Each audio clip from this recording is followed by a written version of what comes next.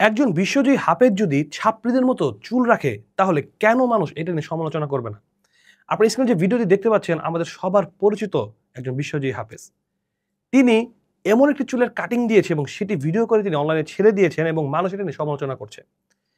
আদৌ কেন তাকে নিয়ে সমালোচনা হচ্ছে? আপনি দেখুন, এখন আমি যদি দাড়ি ছোট করি, চুল এরকম স্টাইল করে আমি যদি আপনাদের সামনে আসি, আপনাকে আমাকে নিয়ে সমালোচনা করবেন না? অবশ্যই করবেন। কেন?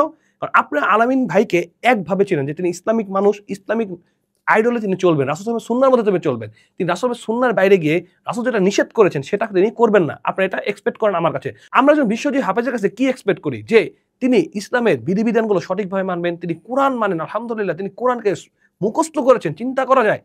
এই কিতাব, যে কিতাবকে পাহাড়ের উপর নাজিল করা হলে পাহাড় থরথর করে কেঁপে উঠলো, সেই কিতাবকে তিনি সিনার মধ্যে ধারণ করেছেন, আলহামদুলিল্লাহ। আর সেই ব্যক্তি যখন কজা কাটিং করে, যেটা রাসূল সাল্লাল্লাহু আলাইহি ওয়াসাল্লাম নিষেধ করেছে যে দুই পাশে কেটে মাঝখানে রেখে দেওয়া, একদম ছাপরি মানুষের মতো, ছাপরি পোলাপান আমরা যেটাকে বলি, সেসব মানুষের মতো তারা চুল যদি রাখে তাহলে অবশ্যই সেটা সমালোচনা হবে এবং সমালোচনা করাটাই উচিত।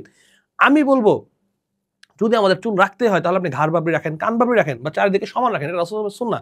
কিন্তু এমন কোনো কাটিং আমরা দেব না যারা মানুষ আমাদের আইডল মনে করে। যেমন আমি এই হাফেজকে কিন্তু আমরা আইডল মনে করেন, অনেকেই আইডল মনে করেন।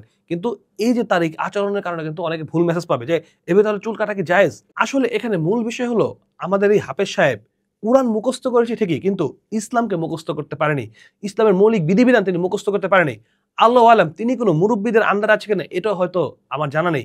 আমি এই ভাইকে বলবো, আপনি যদি আমার ভিডিওটি দেখেন, আপনার যদি পরামর্শ থাকবে, আপনি একজন মুরব্বির আন্ডারে গিয়ে আপনি একজন আলেমের পরামর্শে চলুন, তার কথা মতো আপনি দিক নির্দেশনা নিন, তাহলে কিন্তু আপনার জন্য উত্তম হবে। আপনি এরকম দিক নির্দেশনা নেন তাহলে আপনি এরকম ভবিষ্যতে আর সমালোচনায় পড়বেন না ইনশাআল্লাহ। আর আপনি যদি কোরআন মুখস্থ করেছেন, পাশাপাশি আরবি গ্রামার, আরবি নলেজটাও নেন, তাহলে আপনি কোরআন এবং হাদিসের বিশাল পাণ্ডিত্য অর্জন করতে পারবেন এবং এই ছোটখাটো ভুল থেকে আপনি হেফাজত থাকতে পারেন ইনশাআল্লাহ। আসসালামু আলাইকুম ওয়া রাহমাতুল্লাহি ওয়া বারাকাতুহু।